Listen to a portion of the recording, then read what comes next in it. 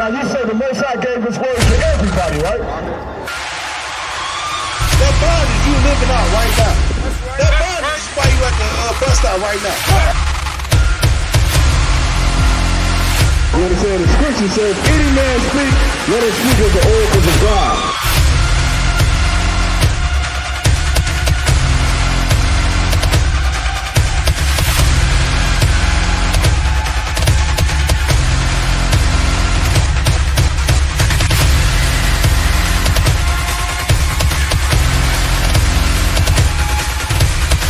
They think the law is a small thing. Separate, man. We are separate from these other nations, man. That's right.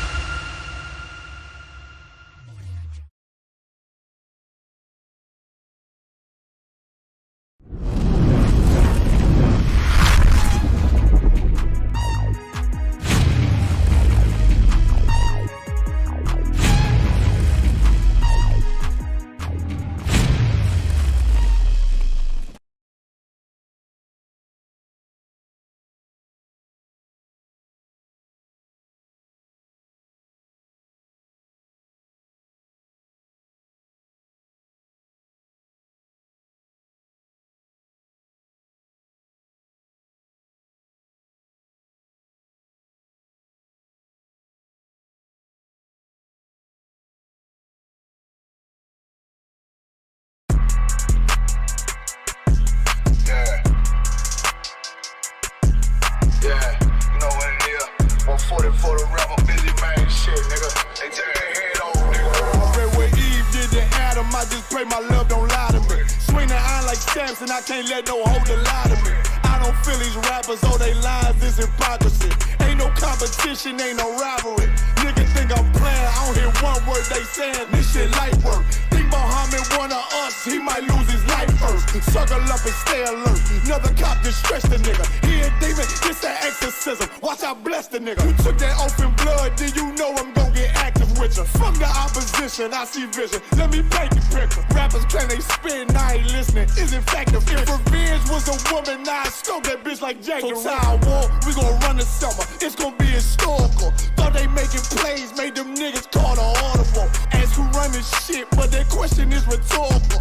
Bitch, I'm the one, me cookies with the oil. I'ma get them crackers, hell, should've never kidnapped my family. I can't do that, bet I be the last nigga standing. Do a life sentence for my niggas, pray you understand me. I might put a switch on this Glock and call it young baby. How you real trigger know them dots? You a bird feeder, claiming he a demon. What's a demon to a cold leader? When he saying something, I ain't hear him. This shit light. It ain't about who got the gun, it's about who gon' up that pipe first. I turn a bad situation to a game changer. Bring soldiers from the dead, just raised up the chain. Free shots, I'ma look like Aaron Jones when I run it. Never bite the hand that feeds you, you'll never get that hand back. He bitchin' about 10%, I don't wanna hear none of that. He dropping sword, fuck him, just make sure you get that cover back. Look around, he ain't with us, probably cause he never was. Now my chin like you with the angels for your brothers. Everybody wanna be Richard Porter, God kill him like Alpo. Play if he want, it's laying in the trunk like Lee Malvo. I'm a certified woman's ass nigga, I am not a toy.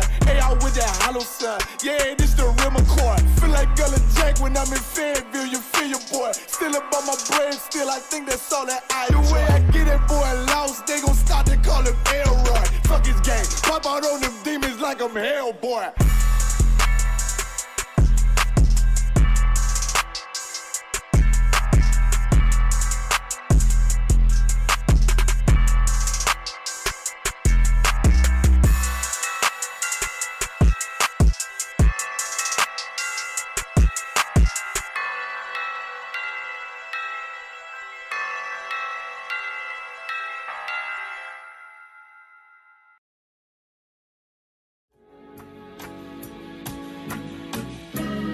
They killed, give me Isaiah 14 and 21. They did the same thing to my people. So you said that they put millions of my taxes. Yes, you said.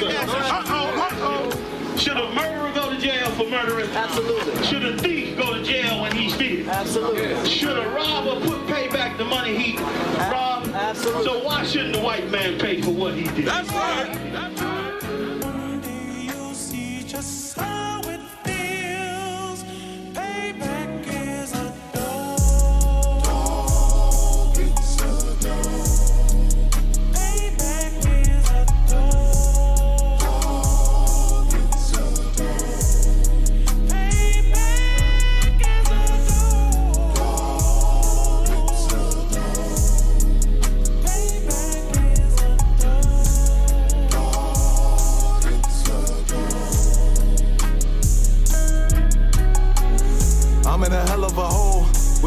expected to grow. Just obstacles set in the road, that a result of me selling my soul.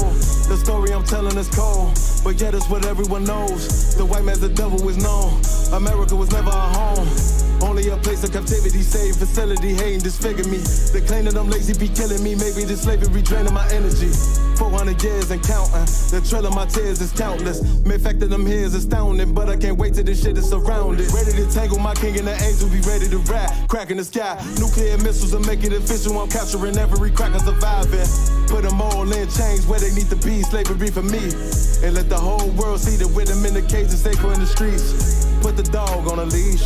Get resolved for the beast. 144, get the ruler show, we could all be at peace. As soon as the trumpets are sound, your kingdom, we busting it down.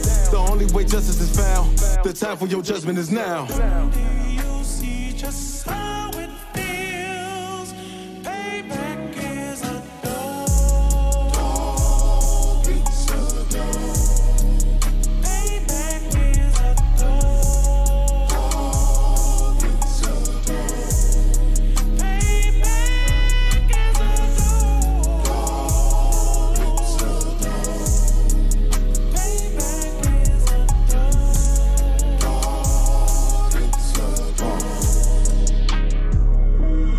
Look, ain't no remorse in my blood, Slim. It won't be no compromise. Now it's time to feed the worms. Watch his body turn to flies. I clutch iron while you trust the lies. The next Glock I buy gon' be Gen 5. I get it customized. And sending shots off like farewell. Praying payback come back around like a carousel. Still remember your Honda's words ringing in my head like bells. Said you in this body, you fit the Lord, fuck the cartel. Triangle choke, apply pressure to the game like I did Vondale.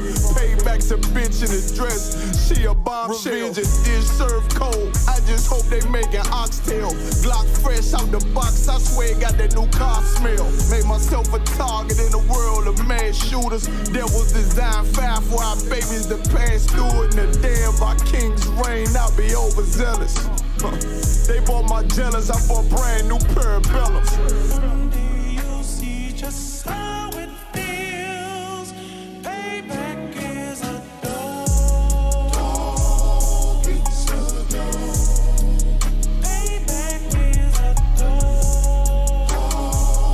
It's a dog. Payback is a dog. It's a dog. Payback is a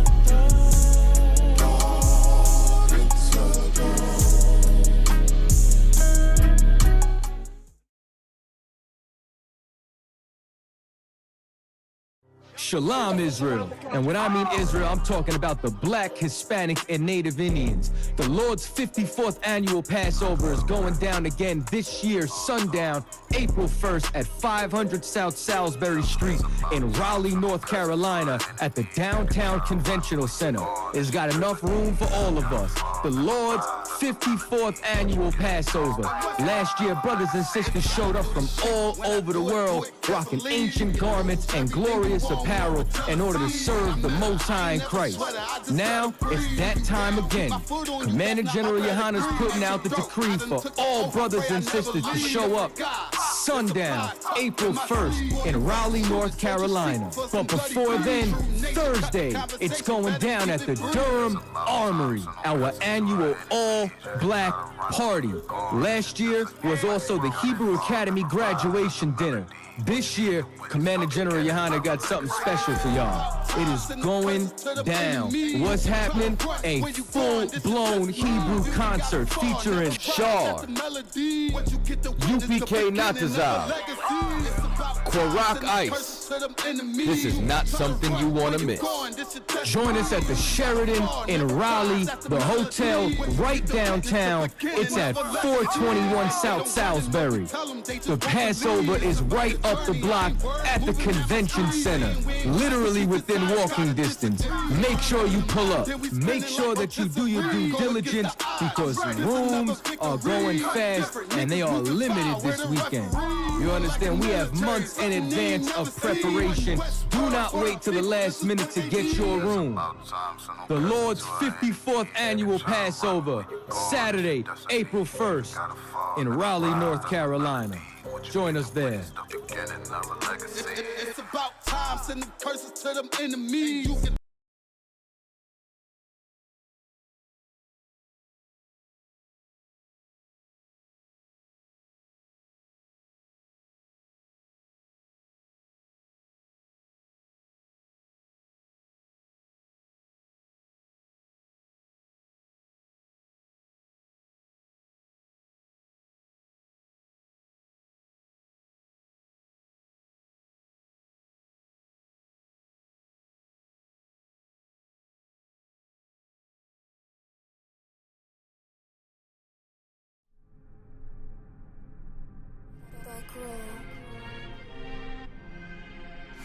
ISUPK presents the 54th annual Feast of Unleavened Bread.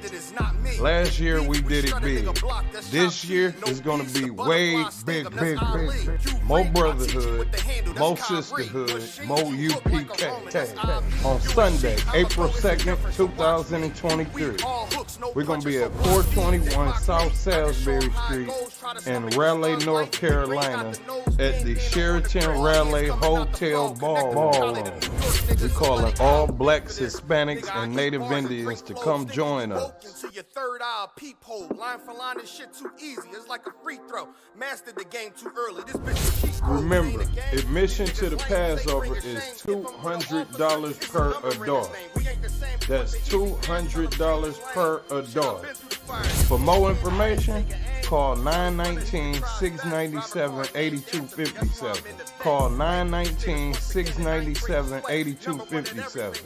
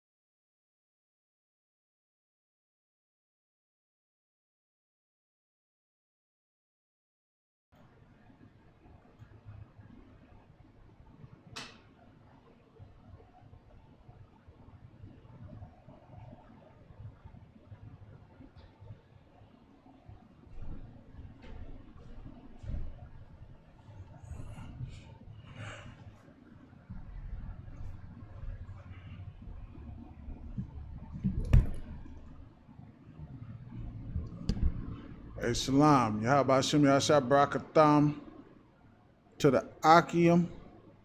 Shalom. Yahweh Shamar Alatah Hashem Yahweh Shah to the Akwath. This is ISUPK Detroit.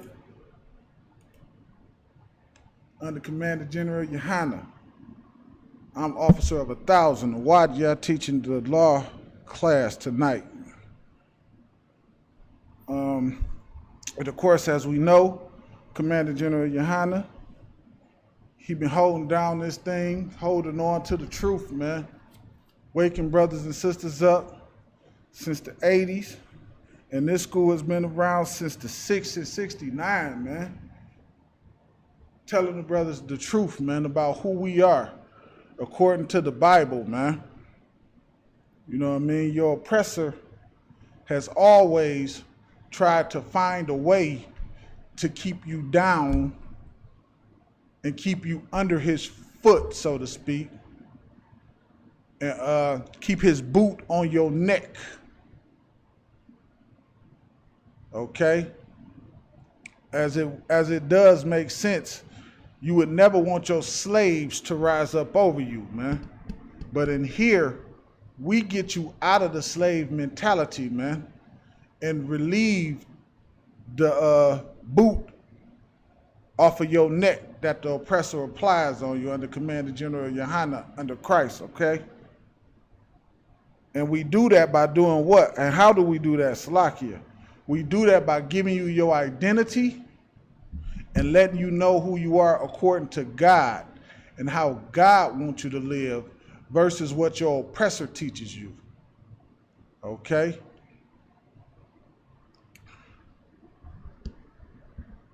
And once you understand what the Most High wants you to do, then you have a different mindset. So then your actions become differently. Okay? You think different, so you behave differently. All right? You're not waking up in the morning and the first thing on your mind is getting high. That mind frame changes. It changes from wanting to get high to wanting to serve the Lord. Okay? You're not thinking about what hoe you gonna pop next. It changes from wanting to pop a hoe to want to serve the Lord. To making sure you're not doing anything to sin against God. Okay? It's a whole different mindset. So when you have a whole different mindset, guess what else? You have a whole different behavior.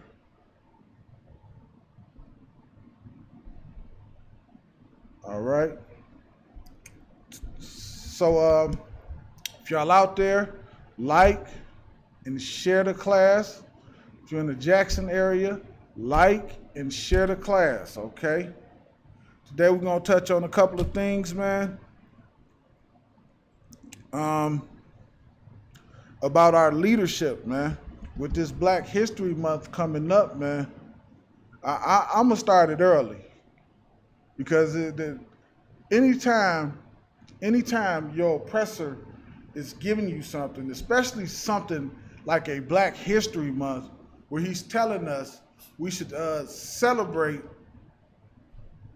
ourselves, right?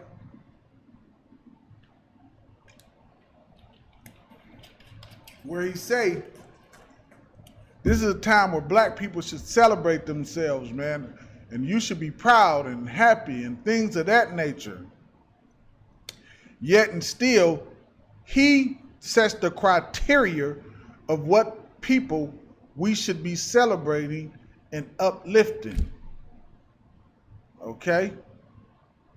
He doesn't give us men who stood up to oppression. He give us the ones who were submissive and went along with what his agenda was and pushed the things that he wanted done. Okay? Think about it. Without integration, he doesn't have a pipeline to flood drugs into our community. He doesn't have a way to create the ghettos that he's created for us today, because why? We're more in control. Without integration, we would be in control of what goes on in our neighborhood. But with integration, what happens? He's in control, because it's not an integration, really. That's just a word to try to make things sound good, to make it sound like it's an accomplishment, when in fact it was not. It was the worst thing to ever happen to Blacks, Hispanics, and Native Americans, because the only thing it did was basically put us right back on the plantation, put us right back under the boot of our oppressor, because of course he was never trying to come into our restaurants, into any of our businesses. He didn't want to come into our shoe store. He didn't want to come in to our restaurants, shoe store, our movie theater, any of that stuff. We fought and died so we can come into his businesses, his shoe store, his candy store, his drug store. And in return, it made him rich and us poor, because we didn't spend with ourselves. Okay? And it put us right back under him. Well, versus if had we stayed with ourselves, we would have what? We would have rose above him. And he knew this. And he created integration and gave it to a man like Michael King, or as y'all like to call him, Martin Luther King, who his lust for white women led us right back under our oppressor, okay? It led us right back under our oppressor. And we did what? And we were rocked right back to sleep. Because it was not like we didn't try to get away from our oppressor. We tried. And instead of teaching us to fight, we were taught to be submissive and roll over. Like I say in the 49th chapter of Genesis, Judah was roared, and I'm paraphrasing, of course, Judah roared like a lion, and then we just rolled over. Okay? And the only way that happened, it was due to poor leadership. Poor leadership, man. Poor leadership is what has gotten us into Salakia, into the situations that we see today.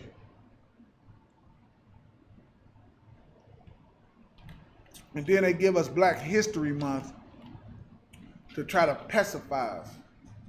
They open up a weed store on every corner. It used to be back in the day, the saying was you find a church and a liquor store on every corner in a black neighborhood. Now you find a church, liquor store, and a weed store on every corner in the black neighborhood, okay? And they legalized it so much that you don't even need a medical card to go in there and get high as you want to get.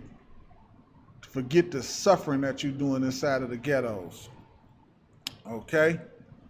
And Salakia, let me like and share the class. Make sure y'all like and share the class. If y'all got any questions, feel free to put them inside the box. I will answer all your questions.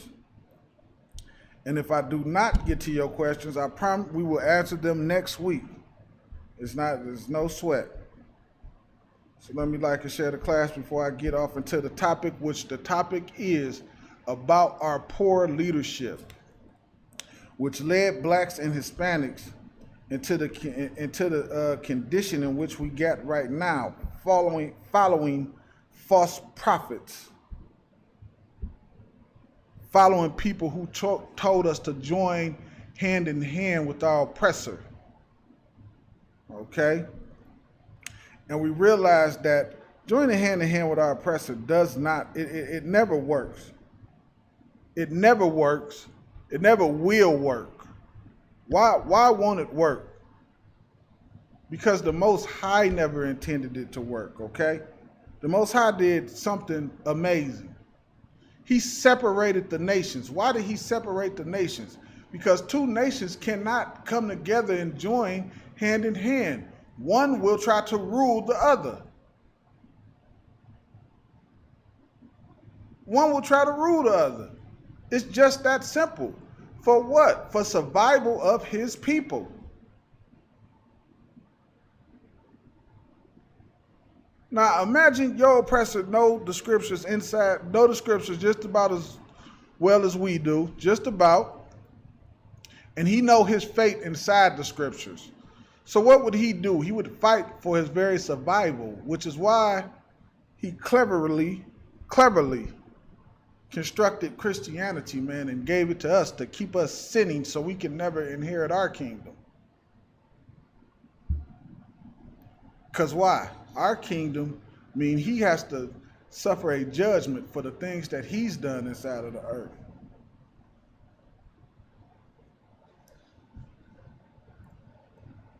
Okay? So, with that being said, I want to get Ezekiel, the 34th chapter. I'm going to turn this heat down. Ezekiel, the 34th chapter.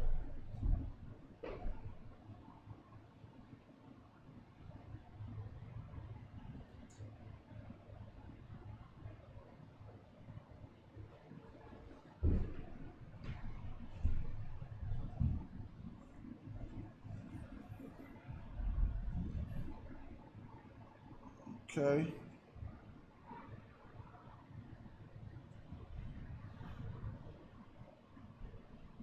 So like I probably should have done this a minute ago.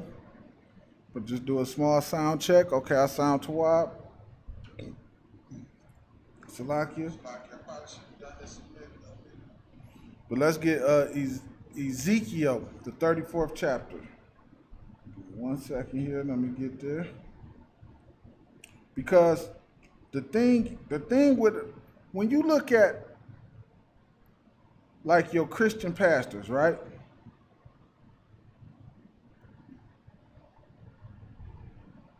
A lot of us throughout the years, we've always looked at our Christian pastors. We look at the pastor, the deacon, the mother of the church, the ushers. These are, we look at them with such in awe of their righteousness. Like these gotta, because you know, if you was, okay, Slacky, myself. I don't really like putting things on myself, but you know, myself. I knew what I was gonna do when I got out of church. Because of course I went to a Christian church. I knew what I was about to do when I got out of there. And I used to look at the pastor like, man, this has got to be the most righteous man that I've ever seen in my life. Because I knew when I got out of church, I was about to go sin. Period. I knew it. It wasn't no way around it. It was just a part of my life, so to speak. I just didn't know any better. Not realizing, really, I was better than him. Because I felt some kind of way about my sin. You understand? And not only that, I wasn't teaching people to sin. I wasn't teaching people to sin. Your Christian pastor, he literally gets up there and teaches you it's okay to sin. Okay? It's okay to sin. I was talking to a sister one day. She was a Muslim sister, and I was telling her something about the scriptures. She was like, well, you know, I don't, subscribe to the Bible. I most so follow the Quran. And I, not in that moment, but a little bit later on when I got home, I remember thinking to myself, like, hold on. Because, you know, once somebody say that, I just, okay, whatever, blah, blah, blah, whatever. But when I got home, I remember thinking to myself, like, wait a minute, she really don't, but she don't listen to what's written inside of her Quran neither, unless she likes it. So really, you only listening to yourself. Because basically, if you don't care where it's written, you don't care whether it's written in the Quran, whether it's written in outer space, whether it's written in the Bible. You don't care where it's written. If you don't like it, you're just not gonna do it. People only listen to themselves, man. Blacks, Hispanics, and Native Americans, man. Only listen to themselves. They think that they're smarter than everybody. You ever heard a weed head say, I get smarter when I get high? I'm sure I'm not the only one that ever heard something like that. I'm smarter when I'm high. This is our people in as a whole. I don't want to say as a whole, but this is how we think, man. We think getting high somehow increases our intelligence. We think the things that we think inside our head is the things that make us smart, man. And why is that? Because we have bad leadership, man. Christianity literally teaches you that whatever you think is right, it's okay. That's what's right. Don't worry about anything else. Just if it feels right to you, it's okay to do. If you think it's right, it's okay to do. You don't have to worry about what the Most High think is right. In Christianity, fake Israelite groups, even though I'm going to say Islam because I really ball all of this up into Christian, because it's all Christianity to me. So I ball all of this, I put all this together as Christianity. But if you in some other type of philosophy or some other type of thing, if you really notice, if you really sit down and you honestly think about it, you never do what the Most High wants you to do. You're always doing whatever you think is right. It's never considering what the Lord wants you to do. Except in here. Like this, the ISUPK is the only, under Commander Junior Honda, is the only place you come into where you actually do the one thing that you're supposed to do. And that is serve the Lord, man. This is the only place that you come in and you can actually serve the Lord, man.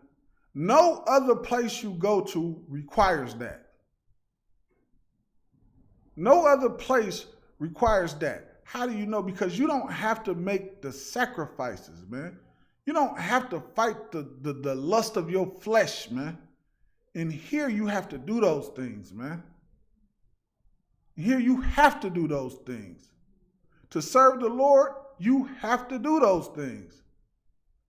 You have to fight whatever lust and whatever thing that thing on you is, whatever that demon is, you have to fight it. Okay? But how do you do that in Christianity? And they got a big breakfast with pork bacon and pork sausage for you, and a side of grits and egg. You got grits, eggs, and pork bacon and pork sausage all in front of you, and church music playing everywhere. And they just chowing down on pork or catfish and grits and all of that. How do you learn how to serve the Lord around that? You don't. Or they selling dinner plates with catfish and ham and some pork chops. As every Christian pastor loves pork chops. You ain't gonna find out one Christian pastor that don't love some pork chops. How possibly can they teach you how to serve the Lord, man? They can't. And here you will learn how to serve the Lord, man. Ezekiel, the 34th chapter, man. And it says, and the word of the Lord came unto me saying, verse 2. Oh, Salaki, Ezekiel 34:1.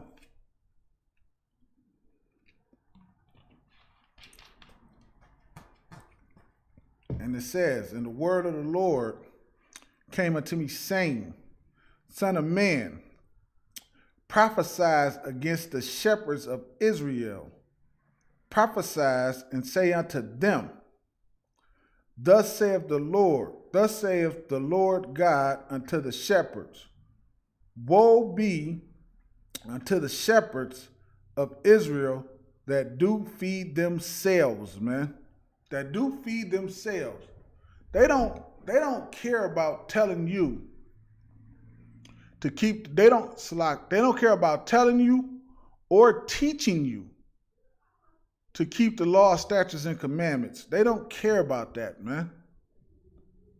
They don't care about that. They don't care about teaching you how to love another brother, man. How to love another sister, man. How to fight the demons of lust off of you, man.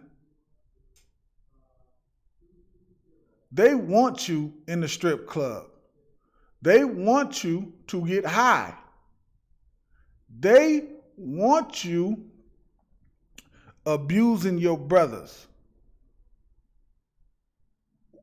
Why do they want you doing those things, huh?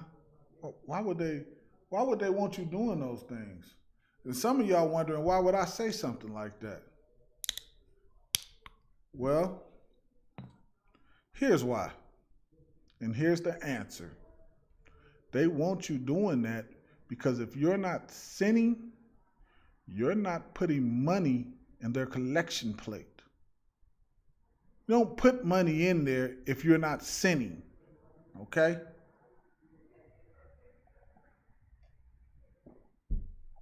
Which is why they make you think it's okay for you to sin by doing what? By teaching you that God knows your heart. God knows your heart. You had to sell those drugs. How was you going to eat? You had to sell them drugs. Your rent was due. God know your heart. He know you didn't mean to do that, but rent was due. When, like we read yesterday, says, does not the Most High feed the birds, man? They sow not, they reap not, man. And yet they still eat. They don't teach you that, man. They teach you, do what you got to do. You got to do what you got to do, man. That's not what the Lord teach, though, man. That's not what the Lord said. That's not what the Bible says do. You serve the Lord, and the Lord will deliver you out of those situations. But you have to serve him, man. You have to serve them. A lot of y'all smoke cigarettes. Think you never get off a cigarette. When you start serving the Lord, you'll get off them cigarettes, man. When you start caring about serving the Lord more than smoking a cigarette, you'll get off of them cigarettes. Okay? You'll get off of them. A lot of y'all have porn addictions. When you start serving the Lord and you start caring about what the Lord care about, you'll stop watching porn. You'll stop. Because you care more about serving the Lord than watching some porn. Okay? A lot of y'all, we've been so brainwashed. So it's a fight to get what's coming up, Valentine's Day. It's a fight to fight off that Valentine's Day demon, and you've been doing it for let's just say 20 years. And it's your first or second year in the truth, man. And your woman, and you still battling with your woman about it. About being in the truth and serving God, and she still want Valentine's Day and all that. Don't worry. Don't worry about it. You keep serving the Lord, man. She talking to her pastor and all her Christian friends and all her Christian family members, and they going to church, and this Cupid hung up in a goddamn church. And Valentine's Day hearts everywhere, and they think you crazy. No, you just keep serving the Lord. You just keep serving the Lord no matter what. And if she leaves, let her go. Don't even stress it. The Lord will bless you with 5 women. He'll do that. Don't worry about it. He'll bless you with 5.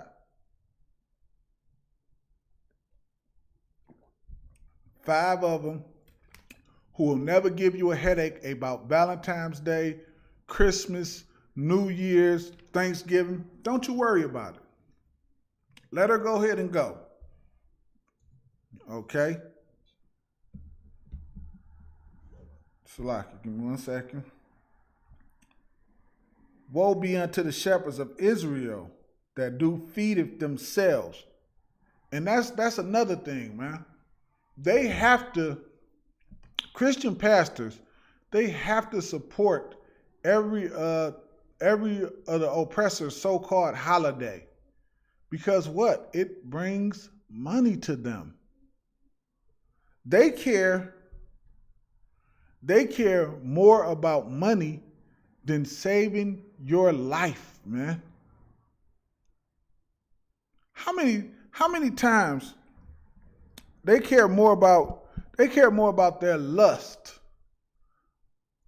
So whatever their lust may be, it's always money. Money is there, but that's just one.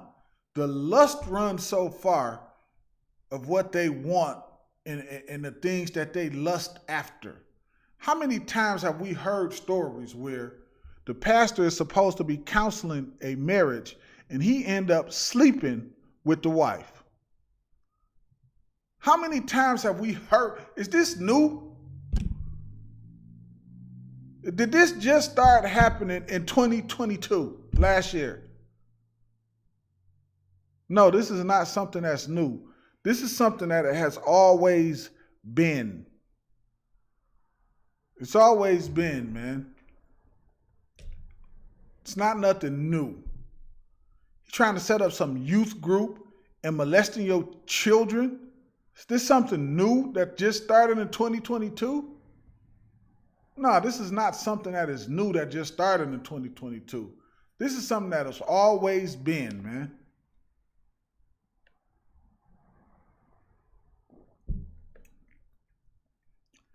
You tithe, you pay your tithes, you fill his collection plate up, your electricity get cut off, you can't even go to him for help. Tells you don't worry about it. God, he gonna take care of it. Well, how about you give that money back so she could pay her, so that person could pay their bills and let God take care of you, if that's the philosophy. No, you're gonna be sitting in the dark dealing with your Christian pastor. You won't sit in the dark in here, though. That won't happen. Not under Commander General Yohana. We have real leadership here. That's real leadership here. You won't sit in the dark in here. Your furniture won't get put on a curb in here. That won't happen. Not in here.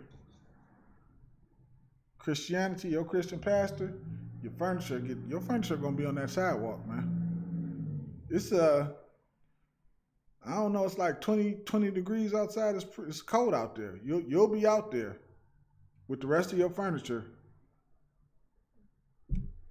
under some Christian pastor, but not under Commander General Yohana. And that's what makes the ISUPK so great, man.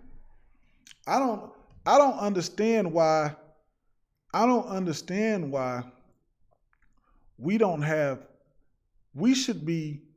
we should have more people than the Christian church. You know, Christianity, they should all be here because every one of them know what I'm talking about. Every single one of them know somebody who done had their furniture sitting on the sidewalk because they couldn't go to their Christian pastor and get any help whatsoever. Every Christian know this story.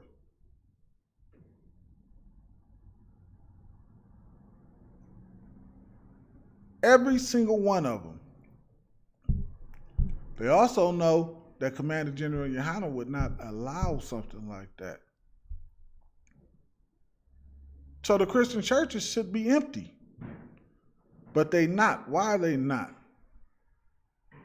Because it allowed people to do what? Whatever it is they lust after. And the leadership makes them feel so comfortable with doing it. The leadership makes them feel so comfortable with doing it. Imagine this, right? The scriptures say, thou shalt not murder, right? A brother murdered somebody.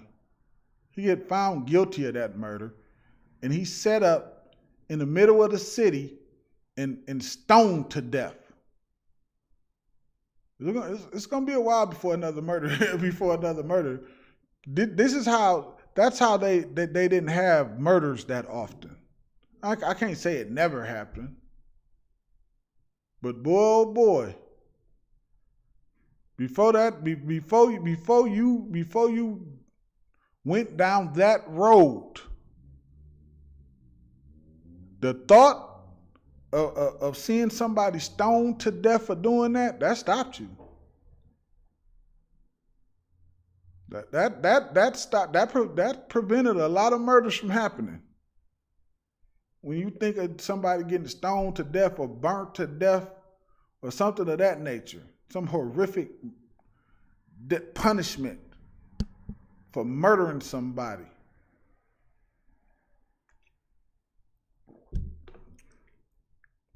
You thought 10 times, not twice, 10 times before you did that thing, man. You thought 10 times before you did that. Okay?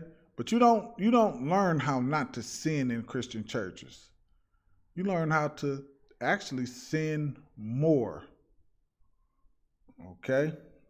It says, woe be to the shepherds that feed themselves. Should not the shepherd feed the flocks? Should not the shepherd feed the flocks? This is the law class, man. Should not I be sitting up here telling you not to sin? Saying, nah, brother, you don't eat pork around here. You thought tuna fish was lawful? No, you shouldn't be eating no tuna fish, man. I know they said they put it under the microscope, and you under the microscope, you may see a scale or two up under the microscope. Well, Christ didn't have a microscope. Okay? That's how you know you shouldn't need it. You know, your oppressor tried to slip something in there. See, under this microscope, you can see, no, Christ ain't had no microscope. So don't eat it, because Christ said it was, because the Most High said it's unlawful. He didn't give people microscopes to look at the fish to see whether they had scales or not. If you didn't see the scales, the answer was no, it had no scales. Okay, it had no scales. If you don't see them, don't eat it.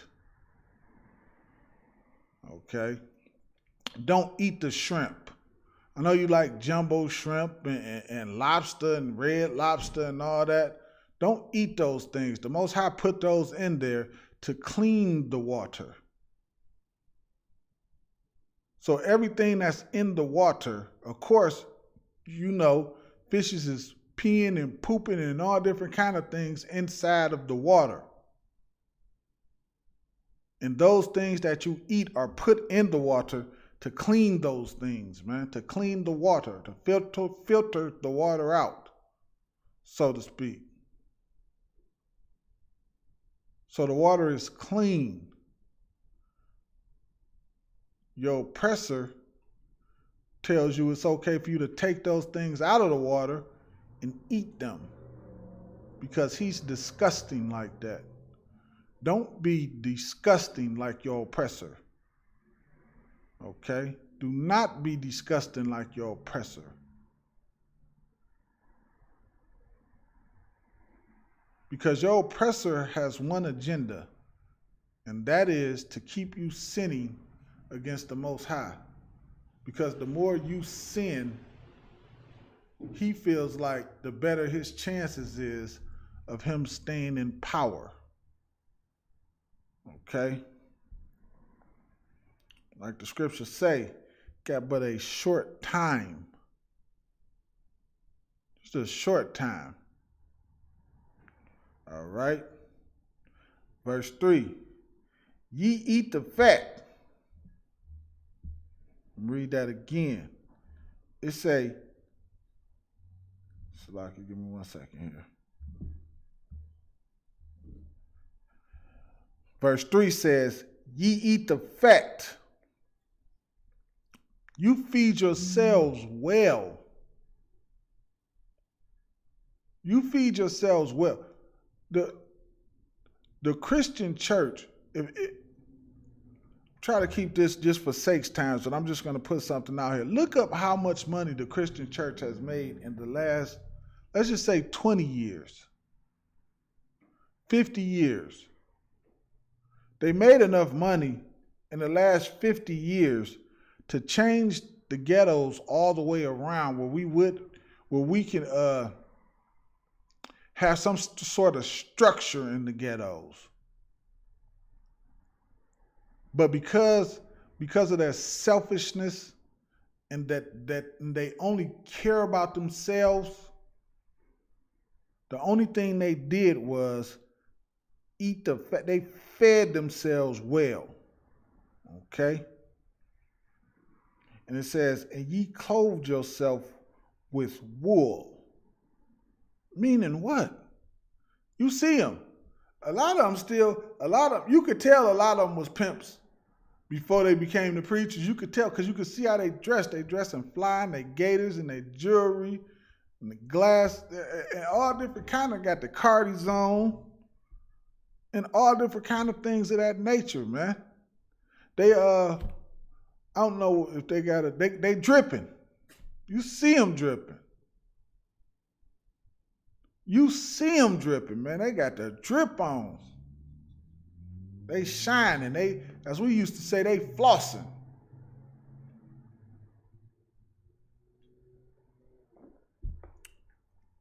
Of course, no one in here would ever wear gaiters because we know what? Gaiters is what? Unlawful. Gators is unlawful, but you know, Gators is I don't want to say it's a per se just Detroit thing because I know it's not, but you know, you shining back in the day, you used to shine if you had them Gators on. You got the Gators on or the Mauries. We good night, man. Could nobody tell you nothing. Maury's the Gator shoes, yeah. Forget about it, man. You dressing fine, man. You got tailor-made suits on, man. Custom to fit, custom suits, man. Tailor-made custom suits on, man. You're not doing it with the money that you earn. You doing it with what? The money, the money that your members is putting in the basket. The money that your members is putting in the basket. This not coming off the sweat of your bra. It's coming off the back of the people in your congregation.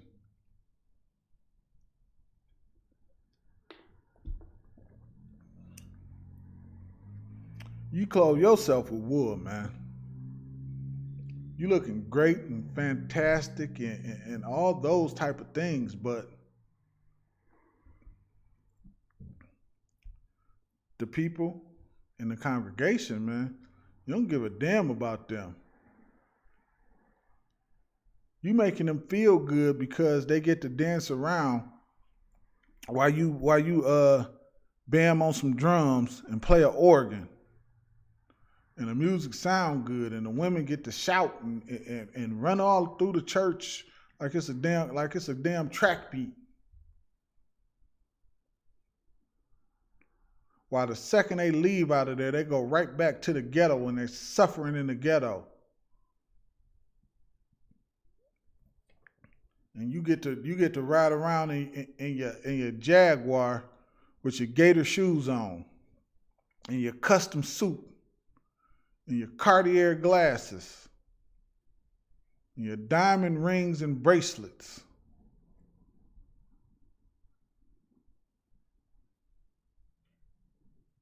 And they suffer.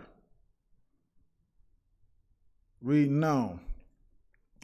It say, ye kill them that are fed, but ye feed not the flock. You don't feed the flock. What is it? Okay. What does it mean when it say, but ye feed not the flock? What does it mean when it's saying to you, you don't feed the flock? What does that mean? Give you a second just to think about that. Ye feed not the flock. What does that mean? Because it's not a literal thing, okay? It's not a literal thing. Ye not feeding the flock, meaning what? You're not giving the people what they need. How do you feed the flock if you're a shepherd? You teach them what? How to serve the Lord. And because if you're teaching somebody how to serve the Lord, guess what? That covers it all. That covers it all. The Lord didn't miss anything. He covered all grounds. He didn't forget about this over here somewhere or forget about that over there somewhere. The Lord covered all grounds. So when it comes to serving him, you're going to get everything you need. You're going to eat. You're going to be clothed. You're going to have a great family. You're going to have a great structure, your government, your army, everything you need to sustain yourself and your nation. The Lord already tells you how to have it, how to maintain it, how to have it and how to maintain it. And through what? Through obedience. Through obedience, we'll never lose grip of those things.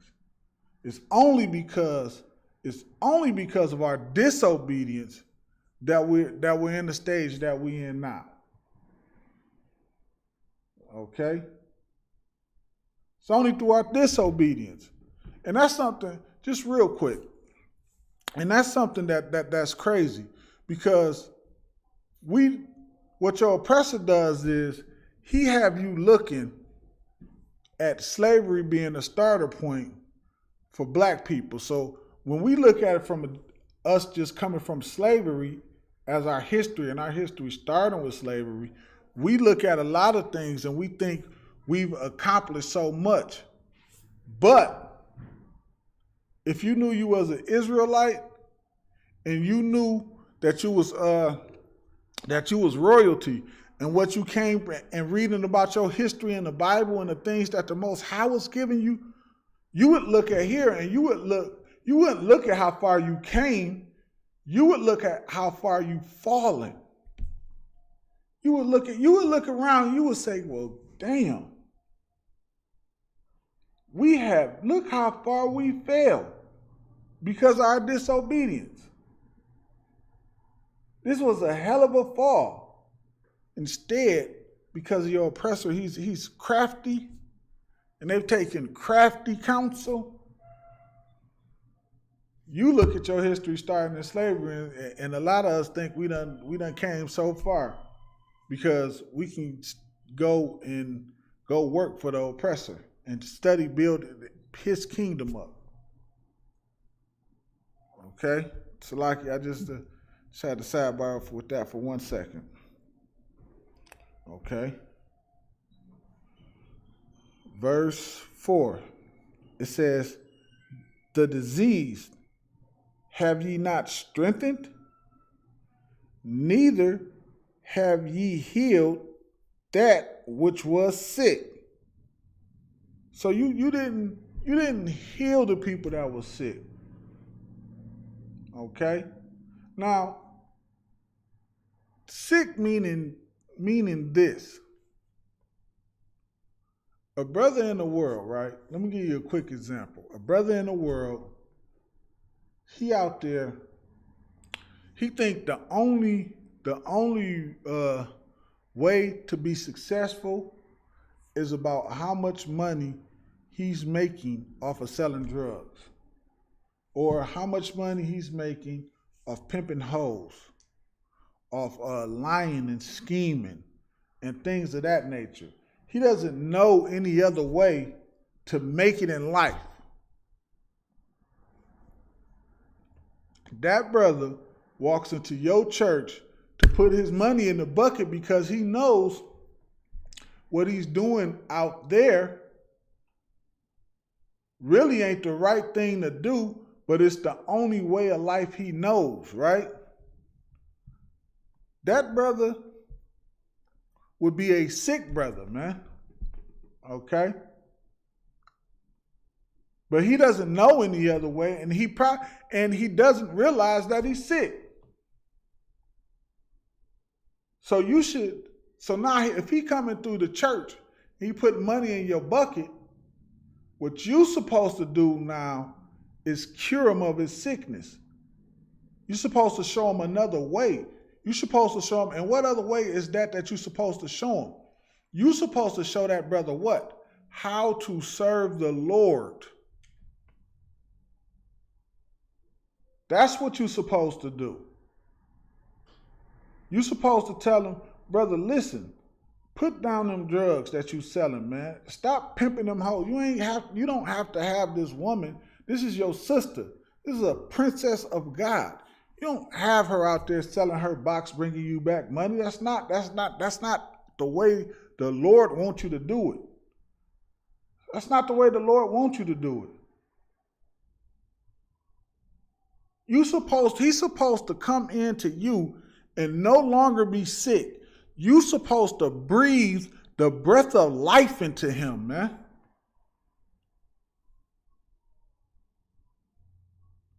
Instead, you too busy bamming on a tambourine, dancing around. You don't think 1 second of saving that brother's life. Because saving his life to you, you're going to lose money. Because your whole setup is based on people sinning. Salaki, give me 1 second. I got to check and see if we have any questions. Give me one moment here. Yeah, your whole setup is based on people sinning. If nobody is sinning, then what? Then what do you feel like? You can't get any money put into your collection plate because nobody's sinning. And you can't con anybody.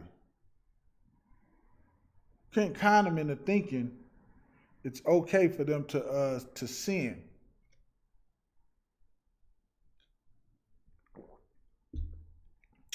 They don't want to hear.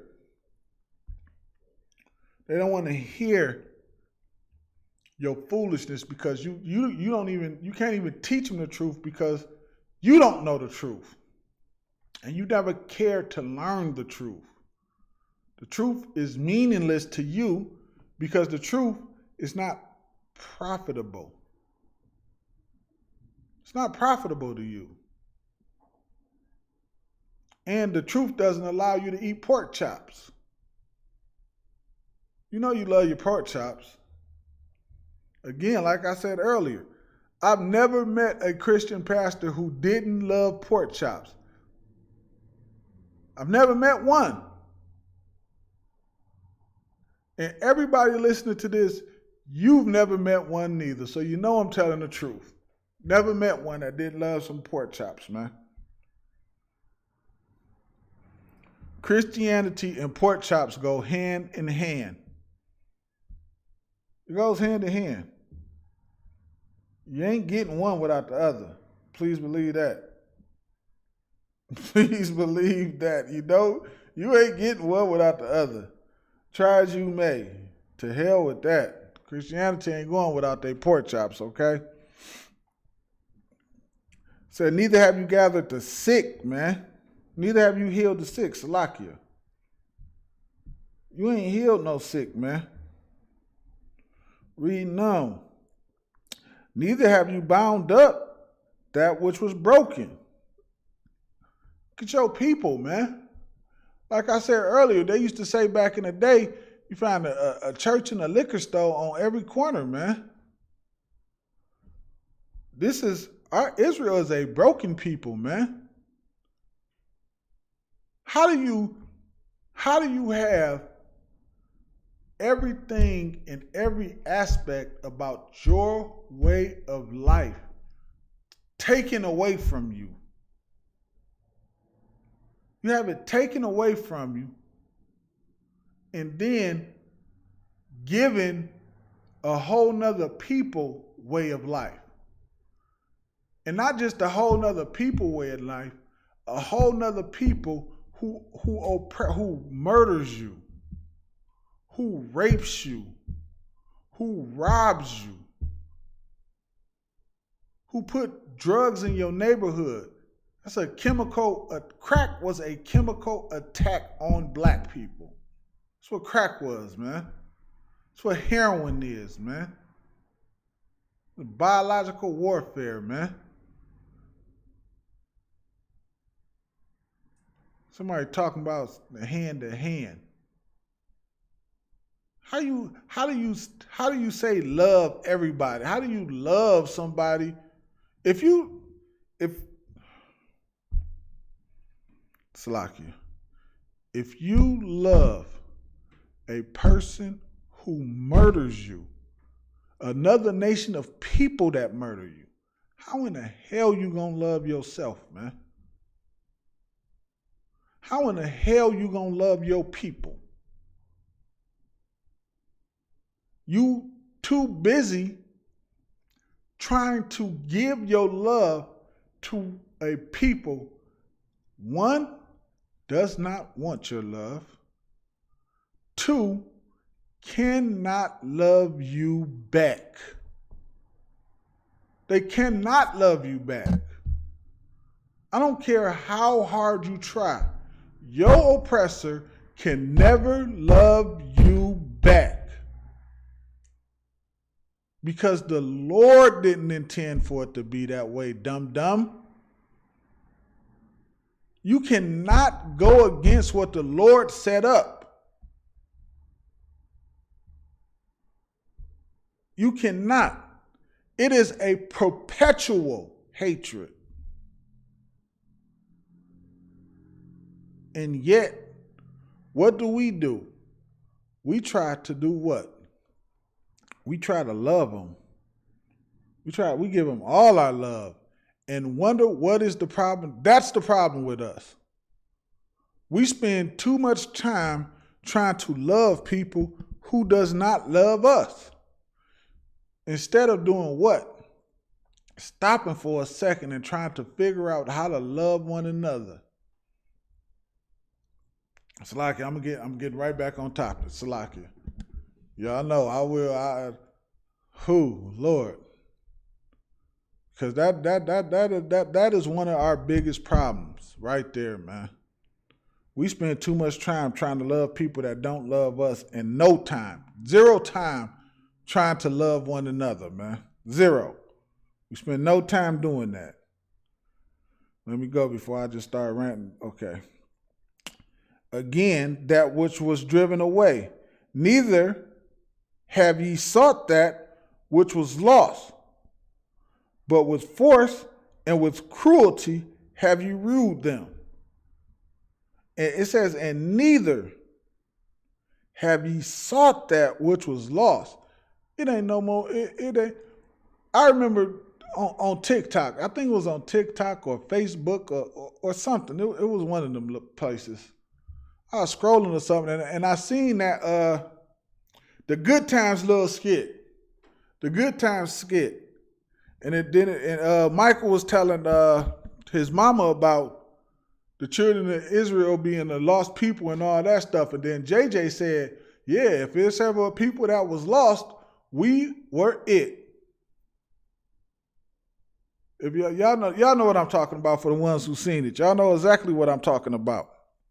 When he was telling her about Christ being black and things of that nature. Anyway, moving on. It says, neither have ye sought that which was lost. You look at blacks and Hispanics and you see that we are a lost people. Part of the problem is we try to fit our way in a society that does not want us to fit into it. Now, a lot of Christian, well, all of them, I don't know why I said a lot of them, all of them have the Bible right in front of them. Right in front of them. So think of this. the society that we in right now, right? This is a test. This is a test to do what? To see if we will serve the Lord. Now, what's in front of our faces is the test. But the Bible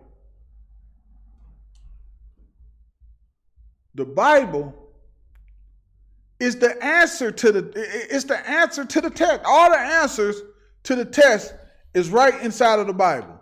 It's inside of here. Every answer for every question. We lost our identity. The scriptures say what? And thou shalt lose thy. We lost our identity, our inheritance, our identity, our way of life, the way we conduct ourselves. We lost all of that. The Bible say, and thou shalt discontinue from thy heritage.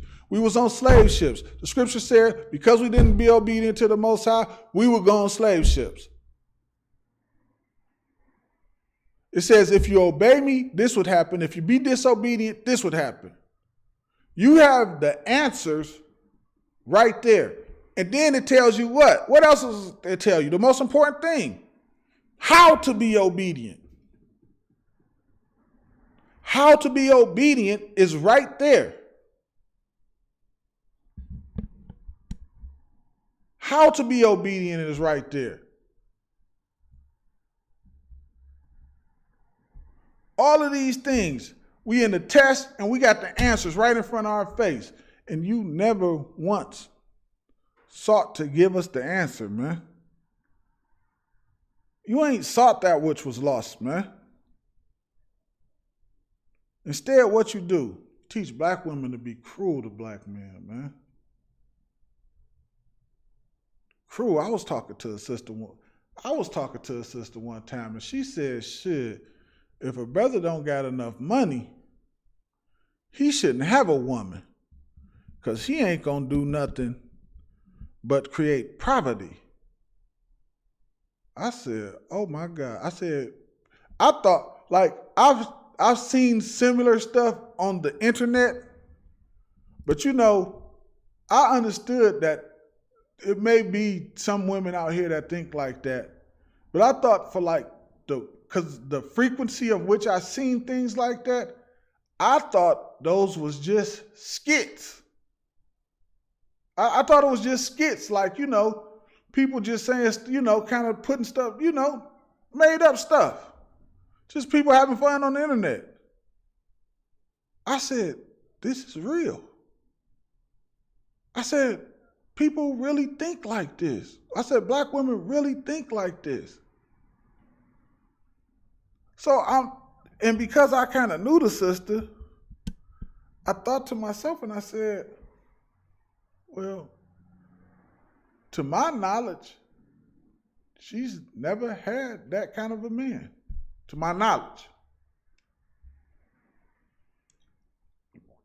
And if she did have one, he ain't there now. So what in the hell is she talking about? So why would she still have that kind of attitude when at this point, because I ain't going to put the sister business all out there, but at this point in the game that she in,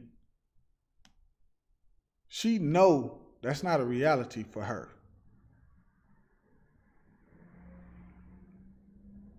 That's not a reality for her.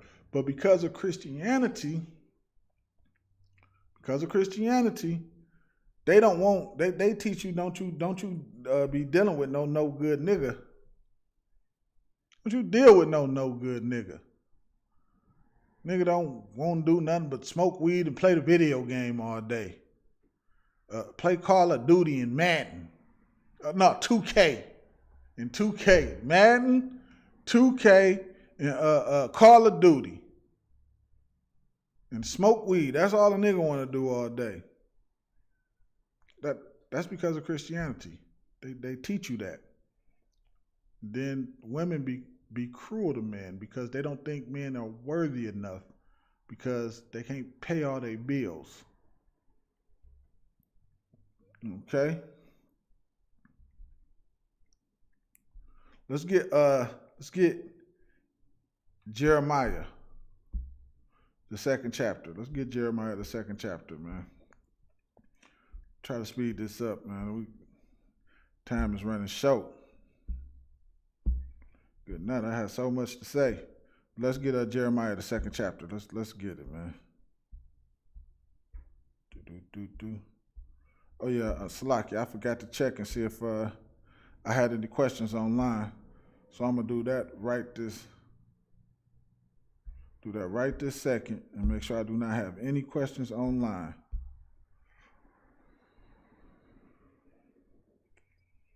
Okay, and let me check Facebook right quick. I'm right back with y'all.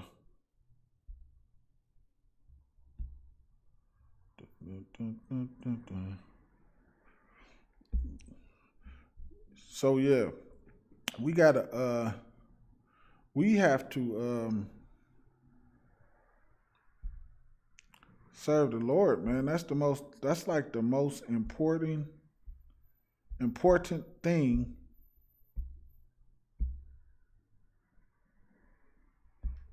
we could do. That is the only real answer to get us that Salaki, not answer, solution to get us out of this situation that we in.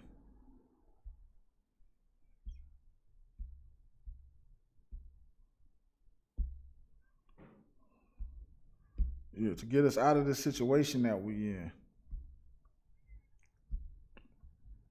Okay, Salakia. And because of that, like I was saying, Salakia, because of that, the Christians, it teaches our women how to be cruel to us because it puts them in a mindset that we nothing but a bunch of no good, low down Negroes. Okay. We on Jeremiah 2nd chapter, and I want y'all to get verse 8. Verse 8. With me right quick. Let's try to get there.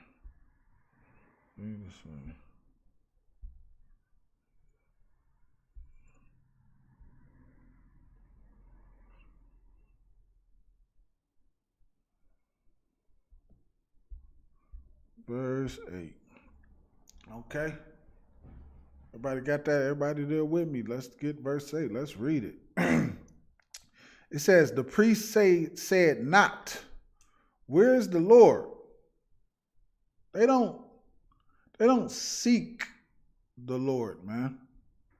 And I'm not just really talking, I know I said Christian pastors a lot, but I'm not just talking about Christian pastors, man. I'm talking about Christian pastors, fake Israelite group, your Muslim preachers, whatever the hell you call them, imams, e-bombs, whatever the hell they is. Whether you in a Kemet, I don't give a dang on what you in. If you're not in here, they saith not, where is the Lord? The only place that says, where is the Lord? Because they want to follow the Lord, is the ISUPK under Commander General Yohana. Anywhere else you go, they're not going to say, where is the Lord? Okay? Where's the Lord?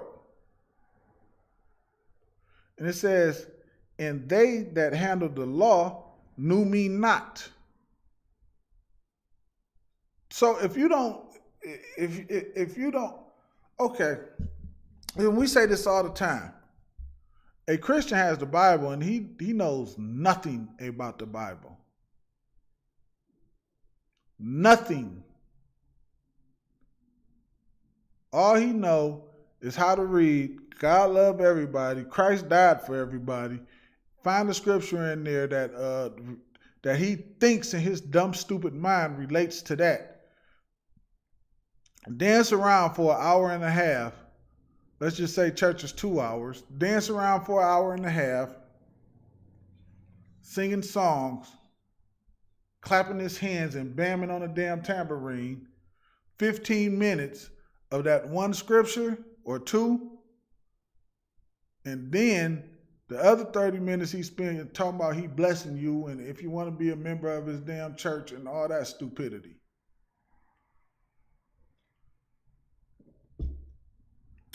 You handling the law, but you don't know the Lord, man. Let me ask y'all something. What is the proof that somebody does not know the Lord? What's the proof? If you had to prove somebody didn't know the Lord, what would be the proof?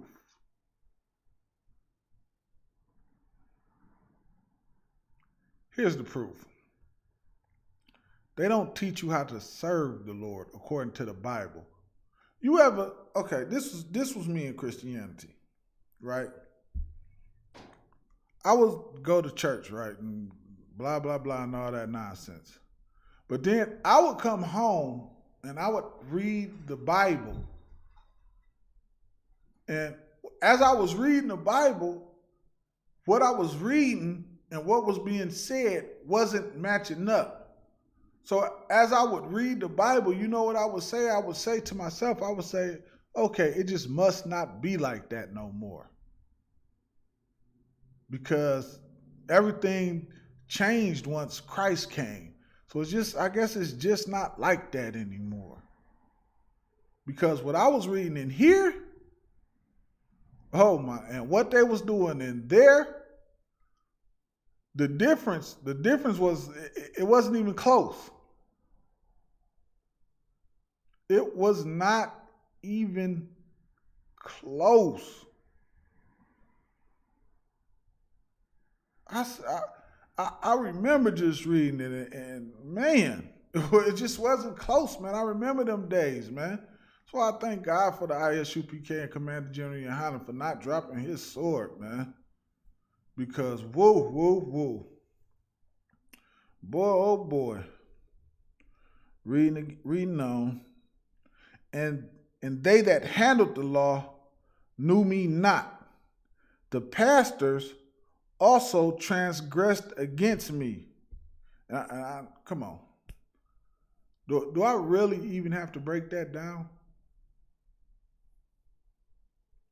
Do I really even have to break that down? You ever been to a church breakfast or dinner or lunch or cookout where they just making plates and trying to earn extra money for the church, for the building fund or whatever that was, and they just cooking out pork every god doggone where? You wouldn't even think beef existed. The only way we know chicken exists is because our people, we love some chicken. All you see is pork and chicken. Pastors also transgress against me because they let the people suffer in sin. Like we just read a minute ago, they cruel. That's cruel, man. That's cruel to see a people suffering in sin and don't teach them how not to sin. You just over them enjoying their suffering because it makes you $1. It put a little change in your pocket. So you can drive a fancy car and wear a fancy suit while the people that you supposed to be the shepherd over suffer in sin, die in sin, and get cancer and heart disease and diabetes because you tell them it's okay to eat pork, shrimp, crab, and lobster. You tell them they don't have to listen to the Lord. The Lord is okay with them living in sin. That's cruel, man. That's that cruelty that it was talking about, man. pastors also transgress against me. And the prophets, it says, and the prophets prophesies by Baal. Prophesies by him, man. These pastors prophesies by your oppressor and the things that he wants. They tell you about Christmas and how good that is. They tell you about Valentine's Day and have a Valentine's Day. I think, what was it they did at that church one time? It was for all the single people to come around for Valentine's Day. All the single people come around. I want to say they had a dance or they had a something for the church. So people would, so you could possibly meet somebody and you would have you somebody for Valentine's Day, man. They cared about Valentine's Day and things of that nature, man. They didn't care about the people. They prophesied about Baal. That's what they cared about, man. They cared about the things your oppressor cared about. They didn't care about you and me. They didn't love us. They didn't care if we suffered and died in our sins. None of that mattered to them, man. Because of Valentine's Day dance, whatever the hell that was, get together, whatever the hell it was for the single people, that was profitable to them. So they didn't care whether it was a sin to celebrate Valentine's Day. They didn't care about it being a form of worshiping another God. And that didn't mean anything to them. The only thing that meant something to them was making $1 and keeping their oppressor happy. It's the only thing that mattered to them. They didn't care that right around the corner, a member's lights was getting cut off or water getting cut off. They didn't care about that. Somebody about to go to jail for child support payments. They didn't care about any of that. Somebody can't feed their daughter or their son. They didn't care about that. All they cared about was making $1 for Valentine's Day. That's the only thing that mattered to them. Okay? And walked after, reading on, Slakia, and walked after things that did not profit. Meaning, what was best for everybody? Walked after the things that the Lord wanted you to do. The things that we do inside of this world, we think that those things are, meaning what your oppressor think is right.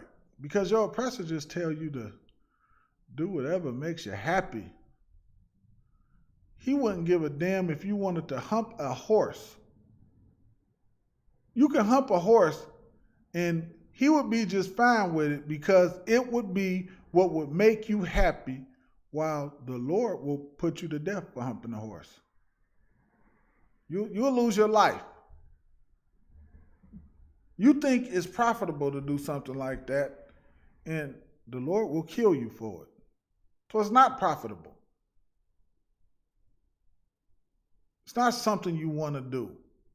It's not something to look forward to.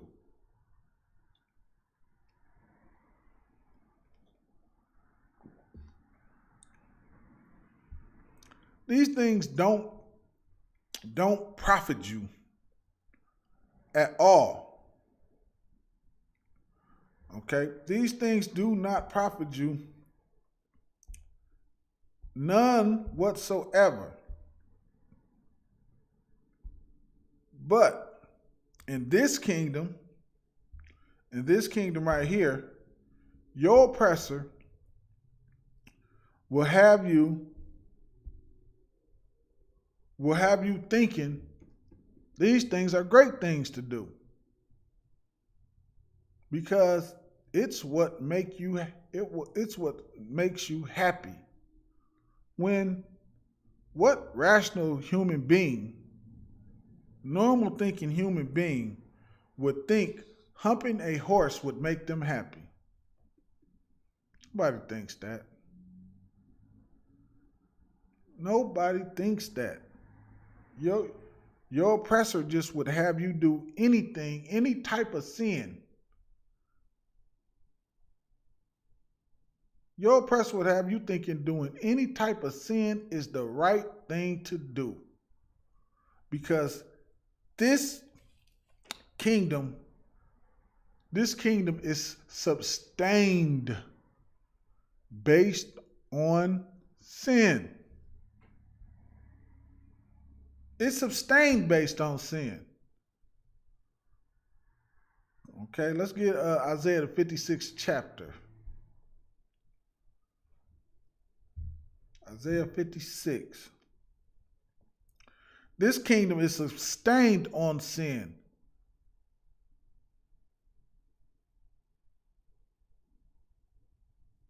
It's not a be all that you can be. Everybody remember, I'll probably give it my age. I ain't seen one of them commercials in a while. Be all that you could be in the army. Liberty and justice for all. That's not this. It's not this country.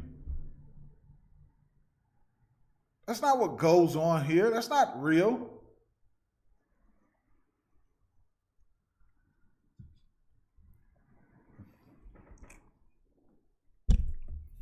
That's propaganda. That's propaganda. You can't call yourself the greatest country in the world and you standing on the bones of the so-called Native Americans. Can't be a great country when you murder that many people and steal their land from them and enslave our people like they did. It's not a great country. Scriptures say, woe to them that build a city on blood. Okay. Isaiah 56, and let's get the 10th verse. The 10th verse. Okay. Woe to him that build a city on iniquity. Can't be a great country and do the things that you've done to God's people. Okay? The Most High won't allow it. You're just a great country to people who don't know no better. To us, it's disgusting.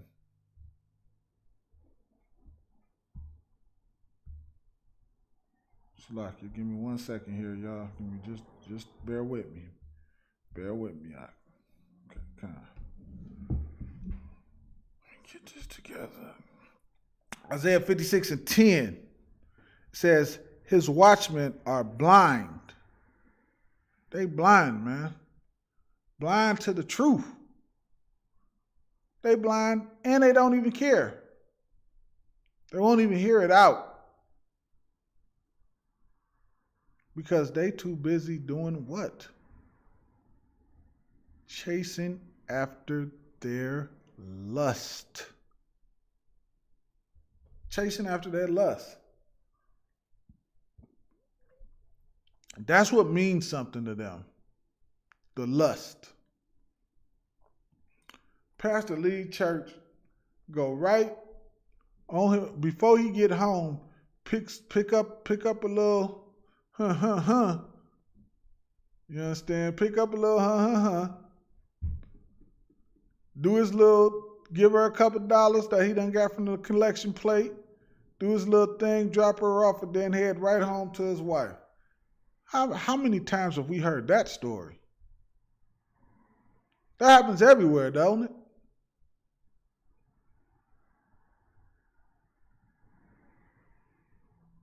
Go right on home to his wife like nothing ever happened, man. Leaving the church house.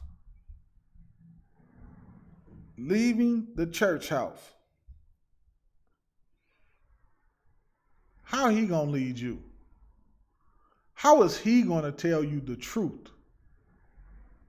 They are all blind, man. He can't tell you the truth. He can't teach you how to serve the Lord.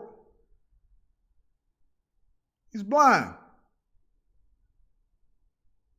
Reading on. It says they are all ignorant. Ignorant meaning what? Not knowing. They don't know. They don't know the Lord. The Lord is not with them.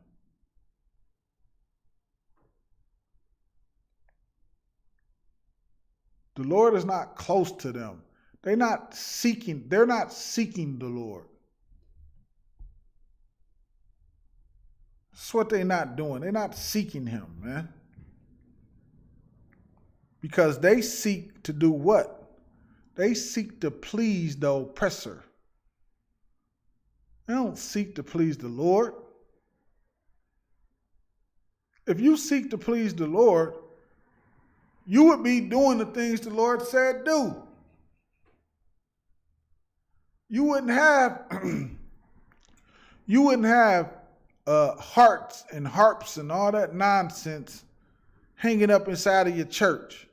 You wouldn't have, for Valentine's Day, you wouldn't have Christmas trees inside of your church for Christmas. Whistles and all that nonsense that them damn stupid things they blow the thing out like that. Forgot what the hell they call them. You wouldn't have that junk in your church for New Year's. You wouldn't be trunk or treating for Halloween. You ignorant to the Lord, man. And all you care about is serving your oppressor. Okay? That's all you can think about. What makes him happy? What can you do to please him? All for gain. For your selfish reasons. So you can eat good and live deliciously and fabulously while everybody else starves in the ghetto and sits in the house with no water on, with no electricity, with no gas in the winter.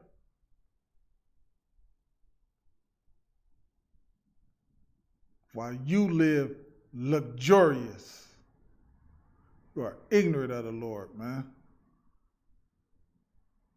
You are ignorant of the Lord. It says, they are all dumb dogs. They cannot bark. It says sleeping, lying down, loving to slumber. Verse 11. Just trying to speed it up a little bit, y'all. We're getting close to the time. I'm trying to speed this up.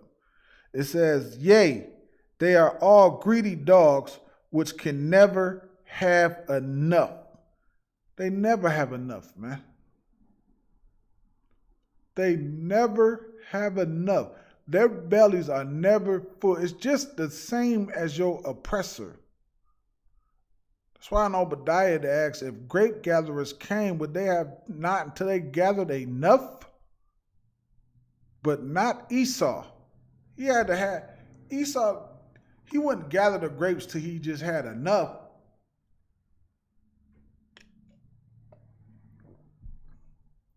He has to gather all the grapes. A ton more than what he even needs. Your Christian pastors, your fake Israelite groups, your Muslim imam, they all have that same lust. It's a lust that can never be filled because all they care about is making money off of you. They don't care. This is their kingdom. They're in their kingdom. And all they care about is making as much money as they can off of you. They don't care whether you learn about the Most High or not, because their intent is never to teach you about the Lord. They don't have that intention. They have one intention, and that is to make money off of you. Okay? Reading on. And they are shepherds that cannot understand. They all look to their own way, every one for his gain from his quarter. And they never listen. You see how many we had a dumb Christian call in last night. I want to say, yeah, last night. And do you know? This is not really funny, but this is funny. But I believe it was a Haitian brother, right? I'm gonna tell you what this brother did, man. This brother put. I want to make sure I get this right.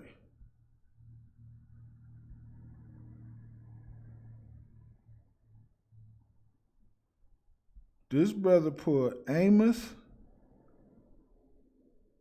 9.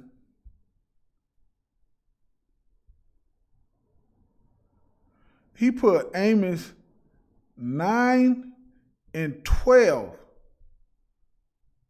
to show. I don't understand. He put Amos 9 and 12 to show that all nations can be saved. Some kind of way, he read over the word possess. He put this, and I want y'all to please go read Amos 9 and 12. Probably start at 11 or something. And unbelievably, he put that to show that all nations can be saved. He actually done that. I don't know, and I'm just saying that to show you, they don't understand. They know nothing about the Bible. They know nothing about the Bible, man. And he talking about he a teacher or in some Christian group or some nonsense Bible study group. How in the hell is he teaching somebody something? If you put Amos 9 and 12 to show to say that means everybody can be saved, what in the hell are you teaching people? How are you teaching somebody something? And imagine he called here to us to teach us that Amos 9 and 12, like, to teach us this though. And it shows you, which touches on earlier what I said, like our people are sick, man. Our people are sick, man. And we need help. And with that, I'm going to say shalom, Israel.